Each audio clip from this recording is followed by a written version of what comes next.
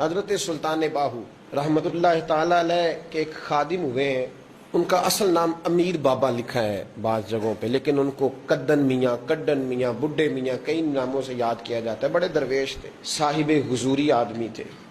اکثر لوگ دم درود کرانے آتے تھے ان کے پاس، بزرگوں کے پاس لوگ آتے ہیں، اللہ کے بندے دعا کرتے ہیں تو اللہ خیر فرما دیتا ہے۔ آج کل کا زمانہ نہیں، اب تو دکانداری ہے نا، ٹوکن چلتے ہیں، تو اللہ تعالیٰ خیر کرے، حالات بڑے عجیب و غریب ہیں۔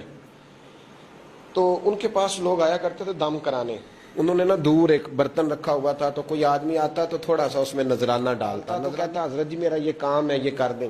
وہ خلیفہ تھے حضرت سلطان باہو کے، وہ گردن جھکاتے ہیں، تھوڑی دیر کے بعد سر اٹھاتے ہیں، کہتے تیرا کام ہو جائے گا۔ صحیح مسلم کی حدیث ہے، نبی پاک نے فرمایا رب اشغاز اغبر لو اقسم علی اللہ لابرہ۔ اللہ کے کچھ بندے ایسے ہیں جو اللہ کو قسم بھی دے تو اللہ ان کی قسم پوری کر دیتا ہے۔ ان کے کپڑے مٹی سے بھرے ہوتے ہیں، پر اللہ کو کہہ دیں تو اللہ کر دیتا ہے۔ حضرت سلطان باہو کے وہ خلیفہ کہتے ہو جائے گا تو ہو جاتا۔ پھر کوئی بندہ آ کے کہتا یہ نذرانہ ڈال دیا ہے تو کام، گردن جھکاتے کہتے اپنے پیسے نکال کے لے جا، تیرا کام کوئی نہیں ہونا۔ ایک دفعہ کچھ سید زادیاں آ گئیں، انہوں نے آ کے نا اس زمانے میں 100 روپیہ، سمجھ لیں کہ آج کل لاکھ روپیہ، بابا جی کے نذرانے والے گلے میں ڈالا اور آ کے کہا کہ بابا ہمارے نا ایک بچے کو سزائے موت ہو گئی اور حلفاً بتاتے ہیں کہ ناجائز پھانسی کا حکم ہوا ہے، تو تیری رب رسول کی بارگاہ تک رسائی ہے، مہربانی کر، سیدوں کا بچہ ہے، مہربانی کر۔ بابا جی نے گردن چکائی اور کہا اپنا 100 روپیہ نکال کے لے جاؤ، مشکل ہے بچہ بچے تو میں کچھ نہیں کر سکتا۔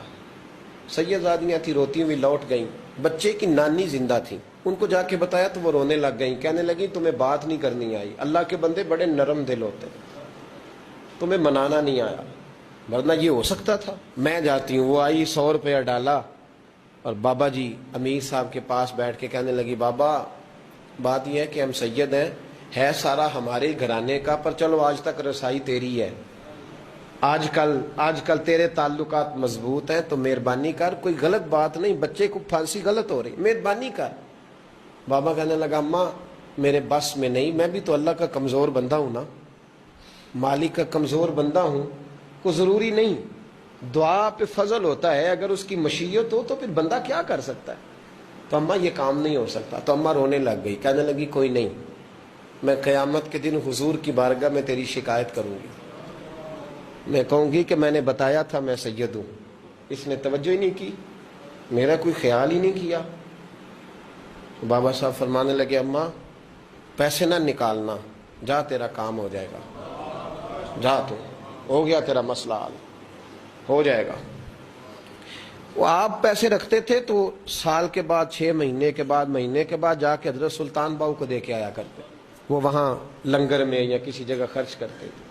جس دن اس بچے کی پھانسی کا وقت تھا نا، تو وہ بابا جی حضرت سلطان باہو کے پاس چلے گئے۔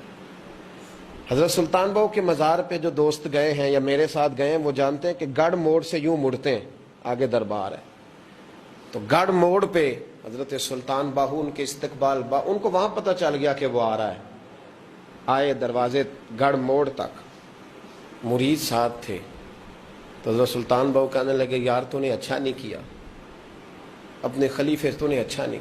کہنے لگے حضور چارہ کوئی نہیں تھا، سید زادیاں آ گئی تھیں، حضور کا خاندان تھا، میں کیا کرتا۔ مرید کہتے ہمیں سمجھ نہیں آ رہی کہ یہ کیا ہو رہا ہے۔ کہنے لگے مجبوری تھی، کیا کرتا، کدھر جاتا، حضور کا خاندان تھا۔ کہا تو نے اچھا نہیں، کہتے ہمیں نہیں سمجھ آ رہی کہ تو نے اچھا نہیں کیا، وہ کہتے ہیں حضور کا خاندان تھا، اس کا معنی کیا ہے؟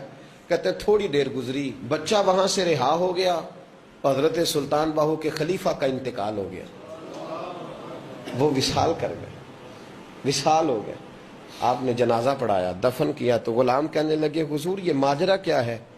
آپ فرمانے لگے اس نے اللہ کے حضور دعا کی تھی کہ مولا جناب اسرائیل نے اس دن کسی نہ کسی کی روح لینے جانا ہے نا، تو میری لے جائے۔